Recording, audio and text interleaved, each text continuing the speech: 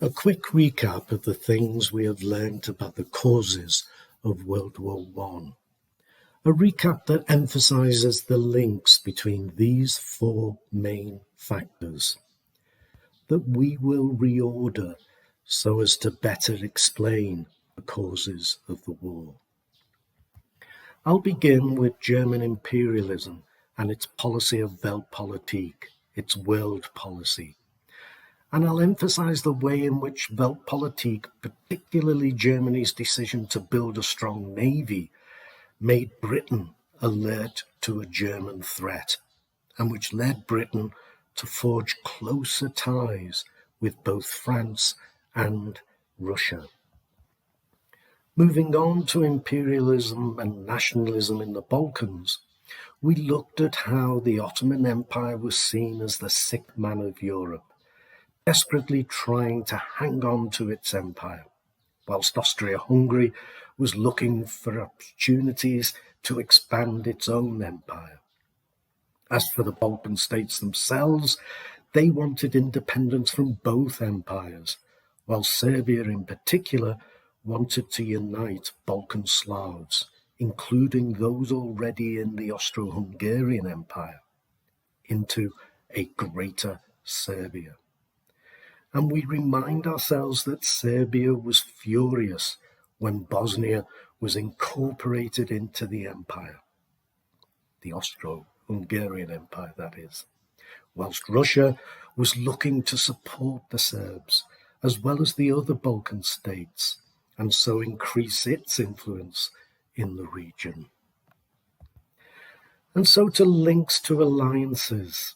Russia and Austria-Hungary became enemies as a result of the crises that unfolded in the Balkans, and Russia came to mistrust Germany too. As a result of this, Austria-Hungary allied with Germany in the Dual Alliance, and they both later allied with Italy in the Triple Alliance. The Dual Alliance identified Russia as their most likely enemy. The Triple Alliance identified France as the most likely enemy.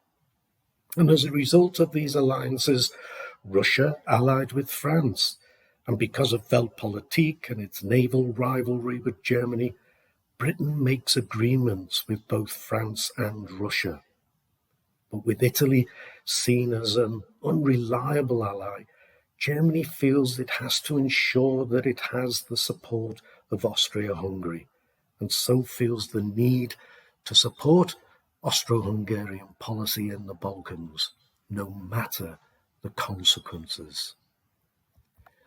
As for links to militarism, well, imperialist and nationalist clashes created tension and increased suspicion in Europe, to which the alliances only added further fuel to the fire, particularly as they identified likely enemies, which led to the development of war plans and increasing sizes of the armies.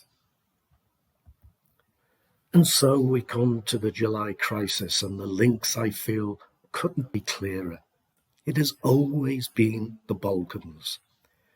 Archduke Ferdinand and his wife Sophie were shot in Sarajevo, the Bosnian capital, by a Bosnian nationalist who had been living in Serbia and was supported by Serbian officials and members of its military.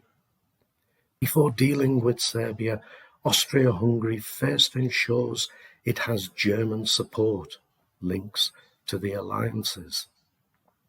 Meanwhile, Russia promises to support Serbia, links to the whole series of Balkan crises. And France supports Russia, another link to the alliances. And finally, Britain enters the fray in support of France and Russia, even if the decision was triggered by Germany's invasion of Belgium.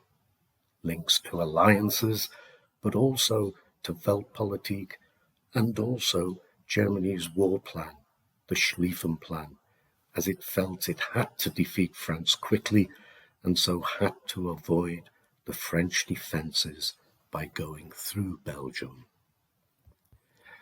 As always, thank you for listening.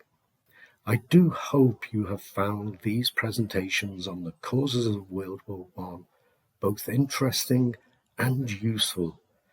Don't forget to check out my website, History Made Easier.